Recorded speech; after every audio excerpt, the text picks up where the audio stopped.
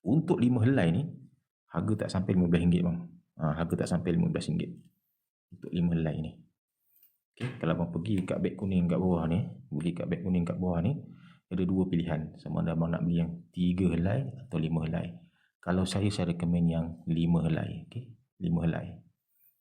Untuk 5 helai tu akan dapat 1 warna kuning, 2 dark grey, 3 warna hijau, 4 warna hitam, 5 warna light grey. Okay, cukup untuk seminggu punya pakai. Kalau ada nak beli untuk anak-anak ke, untuk anak-anak, okay, untuk diri sendiri ke, okay, untuk suami ke, boleh cuba boxer macam ni. Kain agak selesa. 5 helai tak sampai RM15 bang.